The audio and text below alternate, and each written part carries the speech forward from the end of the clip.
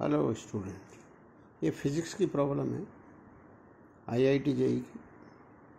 तो retardation experienced by a moving motor boat after its engine is cut off is given by, मतलब जो है इस d v by d t is equal to -kV3 इस तरह से retard हो रही है गाड़ी जब उसका इंजन ऑफ कर दिया गया है। तो ये कह रहा है कि स्टार्टिंग की जो वेलोसिटी है वो v0 है, तो t समय बाद वेलोसिटी क्या होगी।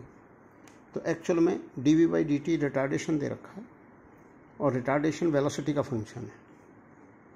अब ये कैसे डील होगा कि एक्चुअल में इसको इंटीग्रेट करना पड़ेगा, dt को उधर ले गए और इसको इधर ले आए। अब x पे n का इंटीग्रेशन क्या होता है, x पर n dx, x पर n+1 अपॉन n+1। तो यहाँ v पे -3 हो गया, -b पे 3 dv का इंटीग्रेशन, तो -3 + 1 पावर हो जाएगी और नीचे -3 + 1, तो -1/2v² इंटीग्रेशन हो गया। इसकी लिमिट है v0 से v, टाइम की लिमिट है फ्रॉम 0 से t, तो dt का 0 से t हो गया। अब इसमें ये वैल्यू पुट कर दी गई, पहली ये लिमिट पुट कर दी गई, v की जगह v, दूसरी बार में माइनस करके v की जगह v0। तो ये चलते रहे इस तरह से। अब इसमें v कैलकुलेट करना है, तो इसकी कैलकुलेशन करते गए और ये v ये आ गई, तो ये इसका आंसर हो गया। t समय बाद इसकी ये वेलोसिटी होगी। आप इसको चेक भी कर सकते हैं कि t = 0 पुट करने पर वेलोसिटी v0 आनी चाहिए। तो जब इंजन जब कट ऑफ करा था तो t = 0 पर करा था, उस समय मोटर व्हीकल की वेलोसिटी v0 थी, तो v = v0 आ रही। अब अगर इस फार्मूले से गवर्न होगा तो वो गाड़ी कभी भी नहीं रुकेगी, क्योंकि t = पर जाकर के वेलोसिटी 0 होगी। तो t इन्फिनिटी पुट करेंगे तो ये पूरी क्वांटिटी इन्फिनिटी हो जाएगी, तो v0/∞ 0 हो जाएगा। नेक्स्ट प्रॉब्लम है आईआईटी जेई एडवांस की। ये कह रहा है कि कोई स्फीयर है, कंसीडर एन एक्सपेंडिंग स्फीयर जिसका रेडियस r है, किसी स्टैंड पर कैपिटल R है। तो मैंने इसमें सॉल्यूशन में स्मॉल r लेके चला हूँ। हुज टोटल मास, उसका टोटल मास कांस्टेंट है, तो expansion is such that the instantaneous density rho remains through out the volume, the rate of fractional change in density is constant d/ρ/dt। ये constant रहता है, इस तरह से डेंसिटी को चेंज करा जा रहा है। तो इसने ये कहा कि वेलोसिटी किस रेट से चेंज हो रही है। जो वेलोसिटी जो चेंज हो रही है वो r के प्रोपोर्शनल है, r के इन्वर्सली प्रोपोर्शनल है, या r के 2/3 के है, मतलब r पे किस तरह से डिपेंड कर रही है, रेडियस पे, ये पूछा गया है।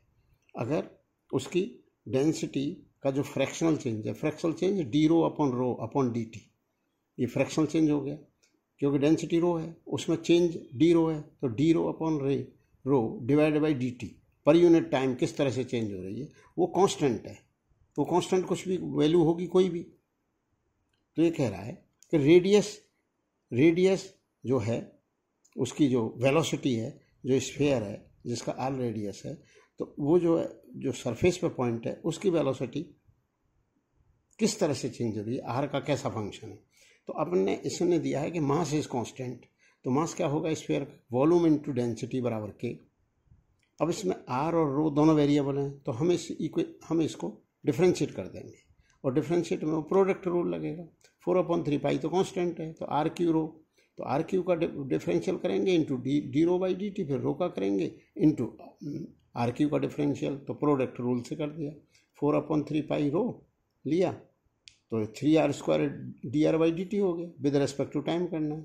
4/3 r3 ले लिया, रो का t के रेस्पेक्ट में d/ρ/dt। अब ये बराबर 0 है। अब हम ये चलते रहे, 4/3 r² कॉमन ले लिया, जो कि 0 में जाके मिल गया, तो 3dr/dt प्लस दिस, तो d/ρ/dt कांस्टेंट दे रखा है। अब dr/dt अपने को कैलकुलेट करना है, तो dr/dt अपन चलते रहे, तो ये जो है k1 कांस्टेंट है, तो dr/dt k2r आ गया। उधर ये k1 भी नेगेटिव है, क्योंकि रो जो है डिक्रीज हो रही है with the increase in radius. तो ये नेगेटिव और k1 भी कांस्टेंट भी नेगेटिव, तो ये पूरी संख्या पॉजिटिव।